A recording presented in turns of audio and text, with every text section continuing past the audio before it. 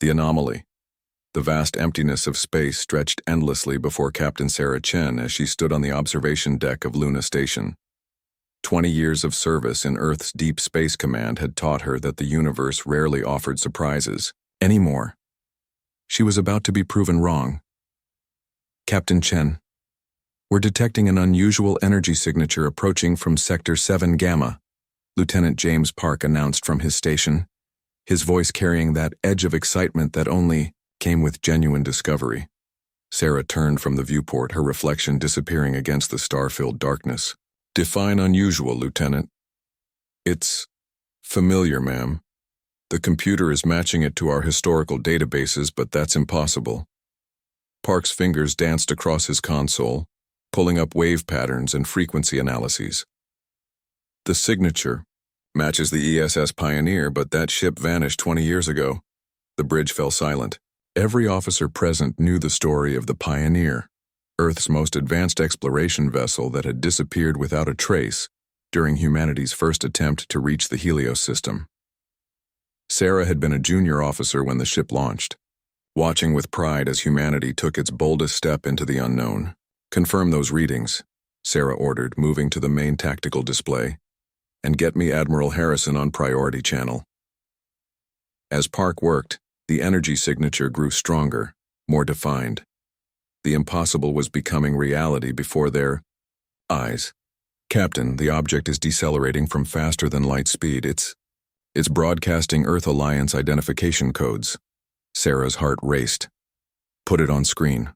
The main display flickered to life, showing a distant point of light that gradually resolved into a familiar hull design. But something was different. The Pioneer's sleek lines were now interwoven with crystalline structures that pulsed with an otherworldly energy. The ship seemed to shimmer, as if existing in multiple states simultaneously. My God, whispered Commander Elena Rodriguez, the station's science officer. What happened to her? Before anyone could respond, the communication system activated. A face appeared on screen, one that Sarah recognized instantly despite the impossible circumstances. Captain Marcus Rivers, the Pioneer's commanding officer, looked exactly as he had 2 decades ago. Not a day older, not a single gray hair in his dark beard.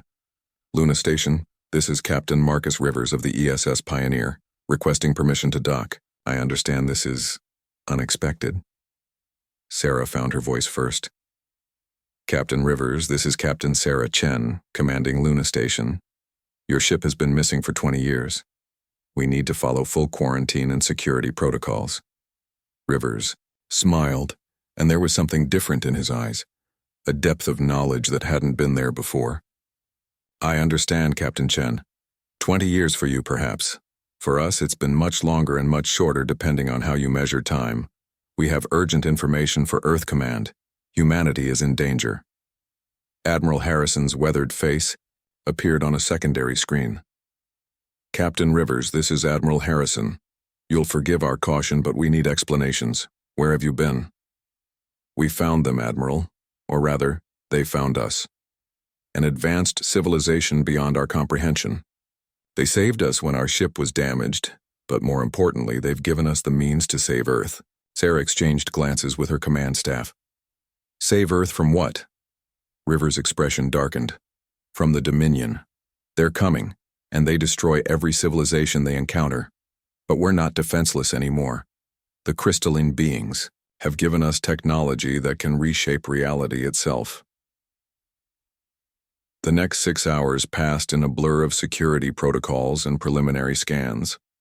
Sarah led a boarding team onto the Pioneer, accompanied by Marines and science personnel. The ship's interior was even more altered than its exterior. Corridors that should have been straight now curved in impossible ways. Surfaces shifted between solid and translucent states. The very air seemed to hum with potential energy. They found the Pioneer's crew in the main briefing room, all 42 of them, all looking remarkably unchanged by the passage of 2 decades. Dr. Yuki Tanaka, the ship's chief scientist, stood beside a device that defied description. It appeared to be a cube, a sphere, and a complex polyhedron all at once depending on the angle of observation. Welcome aboard, Rivers said, gesturing to seats that materialized from the floor. I know this is overwhelming, but we need to move. Quickly. The Dominion scouts have already detected Earth. Their main fleet will arrive within days. Sarah remained standing, her hand resting on her sidearm. Start from the beginning. What happened to the Pioneer? Rivers nodded to Dr. Tanaka, who activated a holographic display. 3 months into our mission, we encountered a spatial anomaly near the Helios system. Our engines failed, and we were pulled into what we now know was an artificial wormhole. We emerged in a region of space where the fundamental constants of physics were different. The hologram showed the Pioneer tumbling through a maelstrom of colors and shapes that hurt to look at directly. We should have been destroyed instantly, Tanaka continued, but the crystalline beings intervened. They exist partially outside our dimensional framework, able to manipulate what we call reality at the quantum level. Why did they save you? Sarah asked. Rivers leaned forward.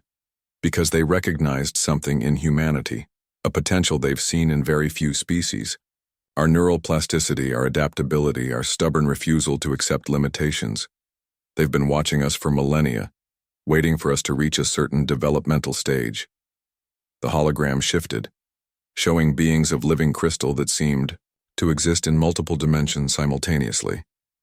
Their conscious energy given form, Tanaka explained. They showed us how our understanding of physics is like. Imagine trying to understand the ocean by studying a single drop of water. Reality is far more malleable than we ever imagined. Sarah's skepticism warred with the evidence before her eyes. And this Dominion threat? River's face hardened. They're conquistadors on a galactic scale. They sweep through space, destroying any civilization that could potentially challenge them. The crystalline beings have held them at bay in their region of space, but the Dominion is expanding toward Earth. They'll arrive in 5 days. 5 days? Admiral Harrison's voice crackled through the comm system. Our entire fleet couldn't stop an advanced alien armada. No, Rivers agreed. But with the technology the crystalline beings have given us, we have a chance. They've modified our minds to understand and operate reality manipulation devices. We can teach others, but we need to start immediately. Sarah watched as Dr. Tanaka demonstrated the device's capabilities.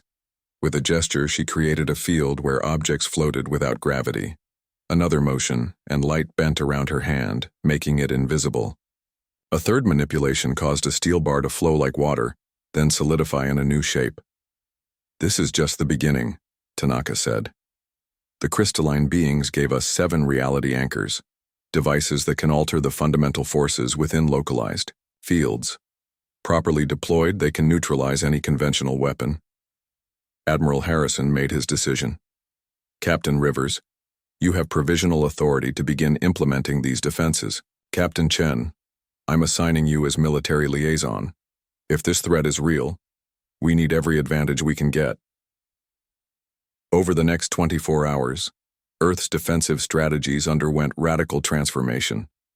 The reality anchors were positioned at strategic points around the planet.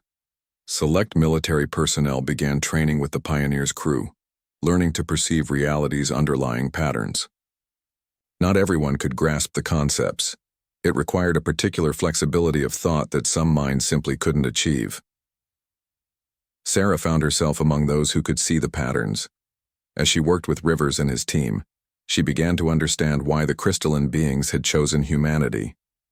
Where other species might be paralyzed by the paradigm shift, humans adapted, improvised, and pushed boundaries. The Dominion won't expect this, Rivers explained, as they configured the third reality anchor. They're used to overwhelming technological superiority. They've never encountered a species that can literally rewrite the rules of engagement. The first test came sooner than expected.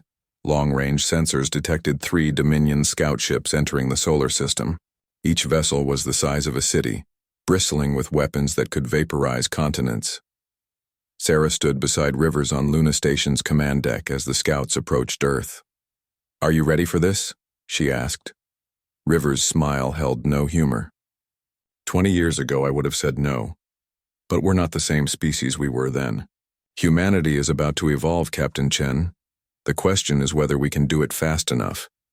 The Dominion scouts opened fire, launching beams of concentrated antimatter toward Earth's orbital defenses. Sarah held her breath as the deadly energy approached the first reality anchor's field. Then the impossible happened. The antimatter beam twisted, curved, and dissipated into harmless photons. The second anchor created a pocket of accelerated time, aging incoming missiles into dust in seconds. The third anchor simply erased projectiles from existence as if they had never been fired at all. The scout ships paused, clearly reassessing. Then they retreated, jumping to faster-than-light speed in an instant. "They'll be back," Rivers said, quietly, "with their entire fleet, but now they know we're not helpless." Sarah nodded, watching the reality anchors pulse with otherworldly energy. "Then we'd better be ready. How much more can this technology do?" Rivers turned to her, and she saw the weight of knowledge in his eyes. "More than you can imagine, Captain. But everything has a price. The crystalline beings warned us to reshape reality. We must first reshape ourselves. The changes have already begun." As if to emphasize his words, Sarah noticed one of the young technicians working on a reality anchor. The woman's eyes held the same depth as Rivers, and her movements seemed to flow with an unusual grace. She was perceiving dimensions that normal humans couldn't see, her brain already adapting to the new paradigm. Humanity stood on the threshold of transformation, armed with power beyond imagination. The Dominion was coming, but Earth would not face them as the same species that had launched the Pioneer 20 years ago. Evolution had always been humanity's greatest strength. Now it would be tested like never before. The gift, the transformation of Earth's defenses, continued at a breakneck pace. Within 48 hours of the Pioneer's return, humanity had established a network of reality anchors around the planet. Sarah Chen found herself at the center of this evolution, working directly with the Pioneer's crew to understand and implement technologies that defied everything she'd learned in her decades of service. "Think of space-time as a fabric," Dr. Yuki Tanaka explained during one of the training sessions. Around them, 24 of Earth's brightest minds struggled to grasp concepts that challenged the very foundation of human physics. "We've always known it could be warped by gravity, but the crystalline beings showed us it can be folded, cut, rewoven entirely." Lieutenant Commander David Okafor, one of Earth's leading weapons specialists, raised his hand. "But how does consciousness factor into this? You're saying our minds actually influence the quantum field?" Tanaka smiled, and Sarah noticed how the scientist's eyes seemed to shimmer with an inner light. "Consciousness isn't separate from reality. It's woven into its very structure. The crystalline beings exist primarily as conscious energy. They taught us to recognize the patterns, to see the threads we can pull." Sarah watched as Tanaka demonstrated, placing her hand over one of the smaller reality manipulation devices. The air around her fingers rippled like water, and suddenly a flower, made of pure light, bloomed in her palm. It was beautiful, impossible, and utterly real. "The device amplifies our intention," Tanaka continued, letting the light flower fade. "But the real change happens here." She tapped her temple. "Our brains are being rewired to perceive dimensions beyond the traditional three. Some of you are already experiencing this." Several participants nodded, including Sarah. Over the past 2 days, she'd begun seeing geometric patterns in empty air, feeling the pulse of quantum fluctuations around her. It was disorienting and exhilarating in equal measure. Captain Rivers entered the training facility, his expression grave. "We need to accelerate the program. Long-range sensors have detected the Dominion main fleet, 300 ships, each one a fortress of destruction. They'll arrive in 72 hours. The room fell silent. Earth's entire space force consisted of fewer than 50 vessels, none of them a match for even one Dominion ship in conventional combat. "How many reality anchors can we deploy?" Admiral Harrison asked via secure communication link. "We have 7 primary anchors in position," Rivers replied. "But the crystalline beings gave us something more, the knowledge to create our own. Dr. Tanaka's team has been working around the clock." Tanaka nodded. "We've managed to construct 3 additional anchors using Earth materials, though they're not as powerful as the originals. More importantly, we've developed portable reality manipulators, personal devices that trained individuals can use for localized effects. Sarah stepped forward. How many people can we train in time? We've identified approximately 200 individuals with the necessary cognitive flexibility, Rivers answered. They're being brought to training centers worldwide. But there's something else we need to discuss. The transformation process can be accelerated. He gestured to one of the Pioneer's crew members, a young engineer named Lisa Wong. The woman stepped forward, and Sarah gasped. Wong's eyes held swirling patterns of light, and her skin seemed to shimmer with an inner radiance. The crystalline beings can directly enhance human consciousness, Wong explained, her voice carrying harmonics that shouldn't be possible for human vocal cords. I volunteered for the advanced process. My perception now extends into 7 dimensions. I can manipulate reality without technological assistance, though the devices still amplify the effects. Admiral Harrison's voice crackled with concern. Are you still human, Lieutenant Wong? Wong smiled sadly. I'm more human than ever, Admiral, but also more. The question is whether we're willing to take this step as a species. The Dominion won't give us time for gradual evolution. The debate that followed was heated. Earth's leaders grappled with the ethics of artificially advancing human evolution. Some argued it was necessary for survival. Others worried about losing humanity's essential nature. Sarah found herself supporting the advancement.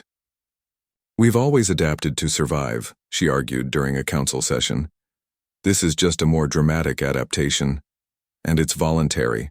No one's being forced. In the end, practicality won. 50 volunteers, including Sarah, agreed to undergo the enhanced transformation process. The procedure itself was unlike anything in human medical experience. The crystalline being's emissary, a shimmering construct of living light, touched each volunteer's forehead, and reality itself seemed to flow through their minds. Sarah experienced the universe unfolding like an origami flower. She saw the connections between all things, the quantum threads that linked every atom, every thought, every moment in time. When the process ended, she understood why the Pioneer's crew seemed so changed. They weren't just seeing reality differently, they were participating in it on a fundamental level. The sensation is overwhelming at first, Rivers warned the newly transformed. Your brains need time to create new neural pathways. Don't try to manipulate reality immediately. Let the understanding settle. Despite his warning, Sarah couldn't resist experimenting. She focused on a glass of water, visualizing its molecular structure. With a thought, she transformed it into a perfect crystal sculpture. The effort left her dizzy, but also exhilarated. 2 days remained before the Dominion fleet arrived. Earth's defenders worked frantically to prepare. The reality anchors were linked into a global network, creating overlapping fields of influence. Conventional weapons were modified with reality manipulation components. Most importantly, humanity's first reality warship was under construction. We're calling her the Phoenix, Chief Engineer Michael Reeves explained as he led Sarah through the orbital shipyard. The vessel was unlike anything humans had built before. Its hull incorporated crystalline technology that allowed it to exist partially outside normal space-time. She can phase between dimensions, making her virtually untargetable by conventional weapons. Sarah ran her enhanced perception over the ship's systems, seeing the quantum patterns that would allow it to function. How many can we build? Just this one for now, Reeves admitted. The technology is incredibly complex. Even with our enhanced understanding, it's pushing the limits of what we can accomplish. The final day before the Dominion's arrival was marked by a global address from the United Earth Defense Council. Sarah stood beside Rivers and Admiral Harrison as they explained the situation to humanity. We face extinction, Harrison said bluntly. The Dominion has destroyed countless civilizations, but we have advantages they don't expect. We've been given tools that can level the playing field, tools that require us to evolve to become more than we were. Rivers stepped forward. The crystalline beings believe in humanity's potential. They've watched us struggle, adapt, and overcome for millennia. Now they've given us the means to survive and thrive, but survival will require sacrifice and transformation. Across Earth, volunteers stepped forward. Scientists, soldiers, teachers, artists, people from every walk of life offered to undergo the consciousness enhancement. Not all were suitable, but thousands possessed the necessary neural flexibility. Sarah spent the final hours before battle in meditation, learning to integrate her new perceptions. She could feel the approach of the Dominion fleet like a dark wave in the quantum foam. Their ships radiated malevolent purpose, carrying weapons designed to crack planets and destroy stars. But humanity was no longer the same species the Dominion had catalogued as a future target. The gift of the crystalline beings had catalyzed a transformation that would normally take millions of years of evolution. "They're here," someone announced. Sarah opened her eyes, all of them, including the ones that perceived beyond visible light. Through the station's viewports, she watched reality tear open as 300 Dominion vessels emerged from hyperspace. Each ship was a monument to destruction, bristling with weapons that had ended civilizations.